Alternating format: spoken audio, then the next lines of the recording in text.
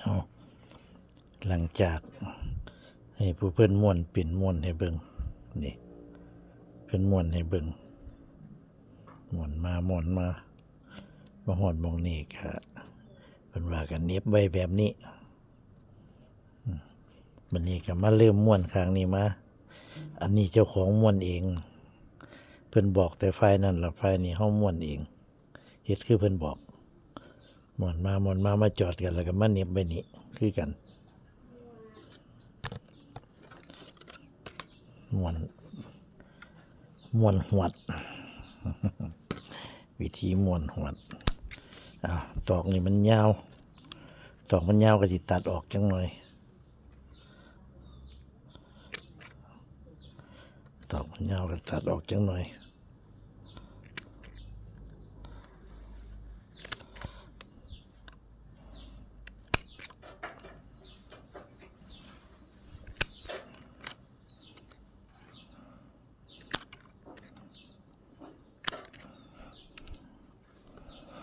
หลังจากเฮียนน้ำเพิ่นมาก็ว่ามันเฮ็ดได้ บัดนี้สิเฮ็ดให้พี่น้องเบิ่งเด้อบัดนี้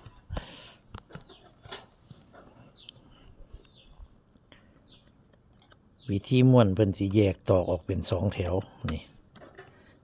แบ่งโพงไม่ตอกนี่แบ่งโพงไม่ตอกออกเป็น2แถวสิเป็นแบบนี้แบ่งโพงไม่ตอกออกที่เป็นผ้าเห็ดเริ่มแรกเลยเป็นกระสีผ้าบิด2 เซนนี่ไม่ตอกที่เขาแบ่งออก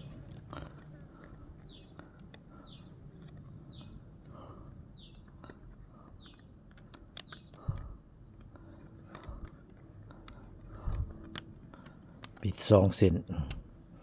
เอายัดลงเครื่องกลางวางกลางไม่ตอกที่เขาแบ่งเครื่อง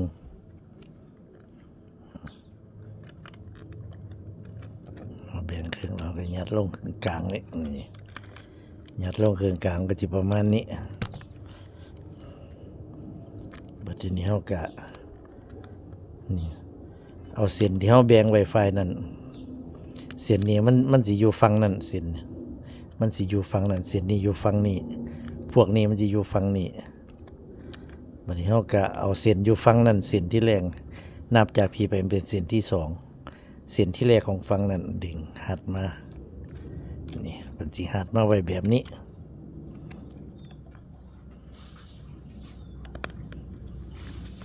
ดึงหัดมาแบบนี้ปั๊บเส้นนี้เส้นที่อยู่ฝั่งนี้เพิ่นก็สิบิดไปเลยบัดเอาลงมาน้ำกันนี่ละคือกันนี่ละตอกที่เฮาแบ่งครึ่งจิ๊บนี่ลองลงมาน้ำกันจีบตอกนี่เขาแบ่งไปเรื่อยๆตอกยาวหัวแสงก็แบ่งไปเรื่อยๆกึบนี่พอมันแบ่งลงแบบนี้ปั๊บนี่มันบ่เส้นนี้เขาดึงมาแล้วบัดนี้เส้นนี้เขาก็จะพับปั๊บนี่พับมาสิบัดนี้นี่มันจะเป็นพับแบบนี้พับแบบนี้ปั๊บก็ขัดกันเอาขามเส้นนึงเอาขามเส้นนี้ขามเส้นที่แรกแล้วก็เอามารวมกับหมูยัดลงมารวมกับหมูนี่ปั๊บนี่แล้วก็ไปดึงเส้นนั้นมาอีกเส้นฝั่งนั้นปึ๊บเส้นที่เขาแบ่งไวไฟนั้น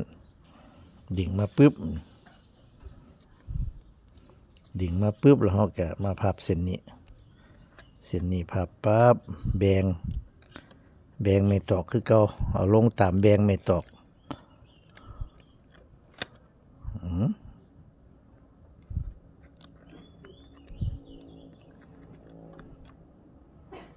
ลองน้ำกันไปลองน้ำกันมา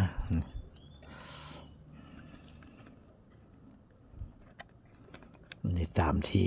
เบิ่งเพิ่นเฮ็ดแล้วก็มาหัดเฮ็ดจิ๊บเลยแล้ววันนี้พอพับเส้นนี้ไปปุ๊บเส้นนี้เขาก็มาพับอีกพ พับปั๊บพับปั๊บก็ขามเส้นหนึงก็มาหลอดซุมนี้บัดนี้นี่ลองมาน้ำกันนี่ละเอาญาติลงน้ำกันนี่ละพอห่อพับเส้นนี้ปั๊บไปเฮาก็ไปดึงเอาเส้นฝั่งนั้นมาอีกปึ๊บปึ๊บนี่ทับมาแบบนี้ทับมาแบบเก่าทับมาแบบเก่าแล้วก็พอห่อพับตัวนี้มาปั๊บบัดนี้เฮาก็มาจับตัวนี้บัดนี้จับเส้นนี้คือเก่าในเส้นทั้งหลังสุดเนี่ยไปนี่ป้ายนี่ไปก็ตามหมู่หั่นละลองไปน้ำหมู่หั่นละแต่ว่าไม่ตอกเขาอย่าลืมแบ่งไม่ตอกแบ่งโพงสลับกันพอเส้นนั้นไปปุ๊บลองปุ๊บเขากลับมาพับเส้นนี้มันปั๊บเส้นนี่เขากลับมาพับเส้นนี้ปั๊บนี่พับเส้นนี้ก็ไปน้ำกันอึ๊บ3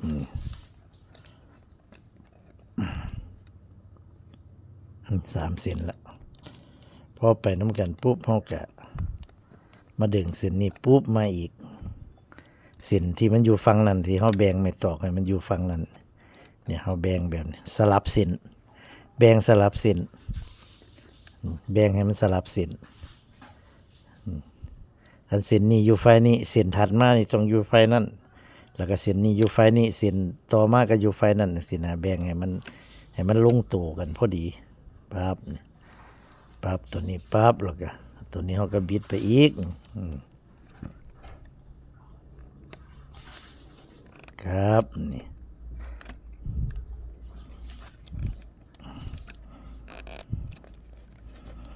จิประมาณนี้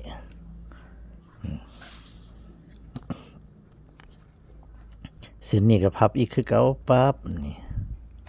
พับเส้นนั้นไปแล้วก็มาพับเส้นนี้ปั๊บนี่เอามาเฮี้ยงกันไว้นี่เอาลงมายัดเฮี้ยงกันไว้แล้วก็ไปดึงเส้นฝั่งนั้นมานี่ดึงเส้นฝั่งนั่นสำหรับเส้นเฮี้ยงกันปั๊บดึงลงมาปั๊บนี่ดึงลงมาปั๊บวันนี้เราก็มาบิดเส้นนี้คือเก่านี่เส้นสุดท้ายนะก็ลองมาก็แบ่งไปเรื่อยๆไม่ตอกเขาต้องแบ่งไปเรื่อยๆไม่ตอกเขาอย่าลืมเขาต้องแบ่งไปเรื่อย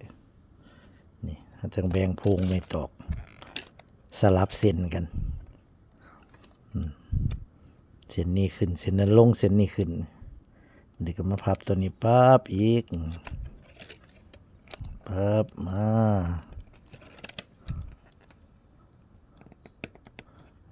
ลงมาลำกันนี้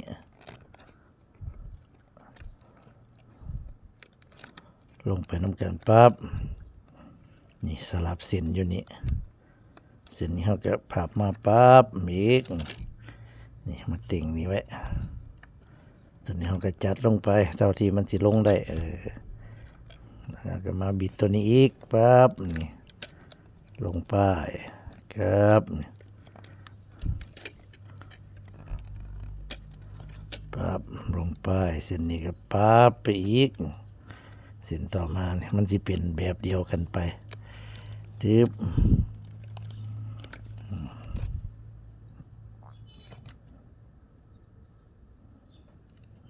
ม้วนหวดเส้นนี้เขาก็พับมาปั๊บพับมาปั๊บเส้นนี้ก็บิดไปอีกแบ่งไปเรื่อยๆไม่ตอกเดินไปแบ่งไปคมลงไป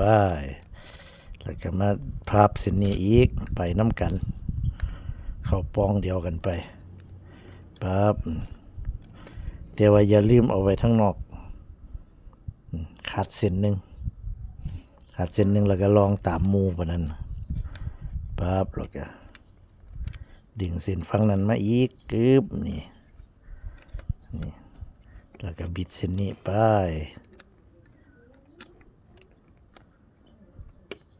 ปั๊บ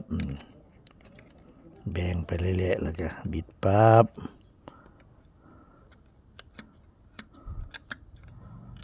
ปึ๊บนี่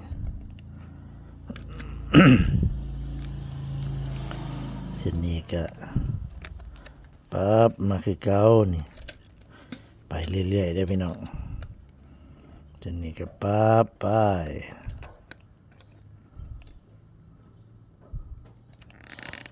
จิ๊บเส้นนี้ก็หักปั๊บไปอีก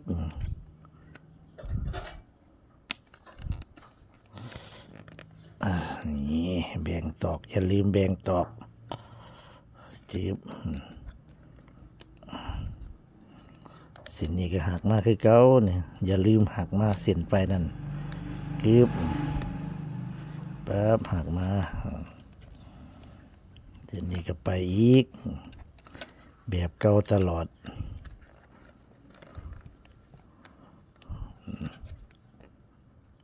ปั๊บแบบนี้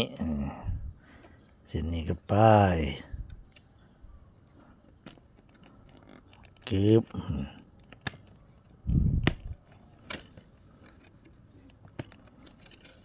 เส้นนี้ปึ๊บมาอีกเส้นนี้ก็ปั๊บไป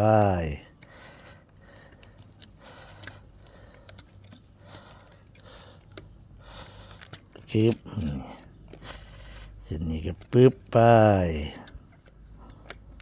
เหมือนเดิมนี่เส้นนี้ก็ปึ๊บมาเส้นนี้ก็ปึ๊บไปคือเก่าหั่นล่ะพี่น้องไปแบบเก่าตลอดกันเฮ็ดคือเก่าก็แสดงว่าบ่ผิดปึ๊บนี่แล้วก็เส้นนี้ก็พับไปอีกกึบนี่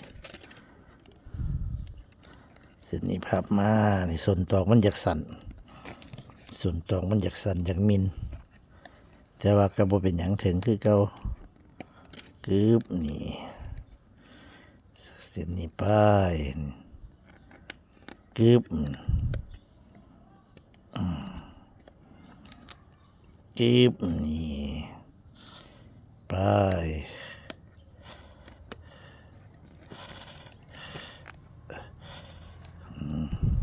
เส้นนี้ก็กึบไป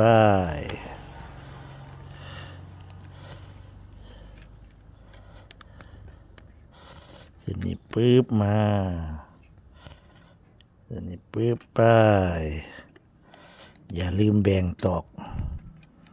แบ่งไปเรื่อยๆไม่ตอกห้องกึบมาแล้วก็เส้นนี้ก็พับไปมองบีนี่มันสิแบ่งเครื่องได้มองบีเอาเสียวมาหอดแค่มองบีนี่ปึ๊บไปเส้นนี้มา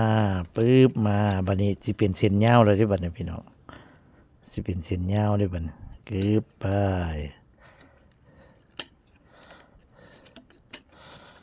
จึ๊บนี่มันยาวเฮาก็หักออก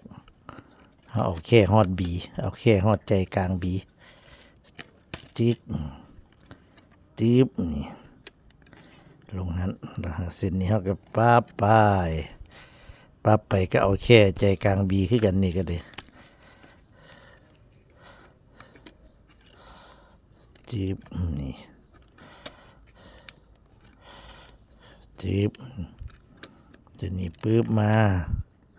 เส้นนี้ก็ปึ๊บไปอีก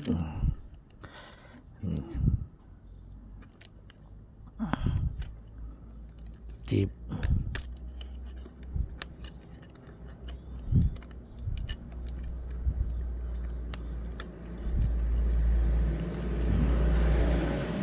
ปึ๊บ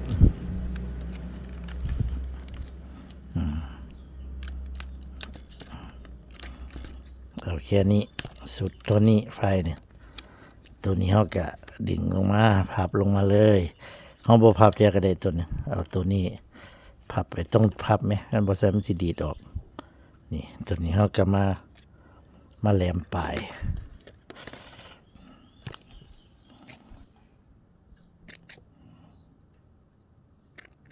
จิบนี่เอามาแหลมปลายปุ๊บมันก็จับไม่ตอก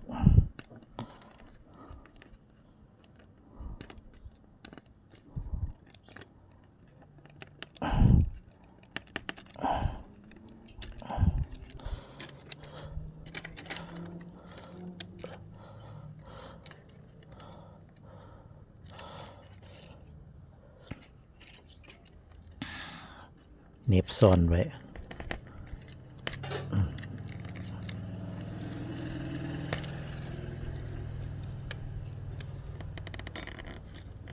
จีบกึบนี่เอาหัดไว้อย่างสิเนี่ยหัดไว้อย่างสินี่ตัวนี้ตัวนี้เขาก็เน็บเข้าทางในพี่เนี่ยชิบหัดตัวนี้คือกันเนี่ย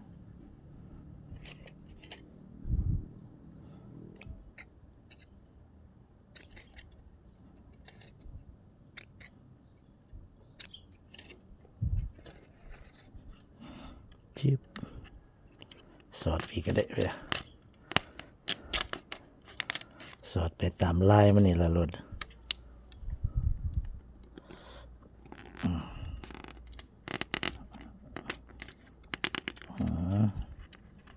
กึบนี่สำนีก็อยู่แล้วพี่น้องสำนีก็โอเคแล้วนี่สำนีมันก็อยู่แล้วเพราะว่าเขาสิได้ขอบทับอีกทีนึง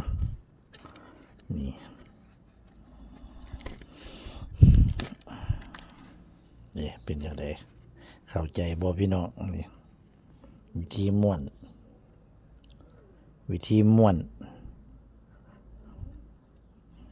หวดนี่ทางในมันก็จะเป็นอย่างนี้วันนี้เขาก็สิขอบอีกทีนึงสำหรับคลิปนี้ก็ให้เบิ่งวิธีม้วนแบบละเอียดเฮ็ดซ่าๆให้พี่น้องได้เบิ่งกันตามที่ผู้ประเทศเป็นเพิ่นแนะนำมาเพิ่นบอกเฮ็ดให้เบิ่งก็เฮ็ดแบบนี้คลิปนี้เอาให้เบิ่งตอนม้วนอย่างละเอียดคลิปต่อไปสิเป็นตอนใดก็ติดตามต่อไปสวัสดีครับ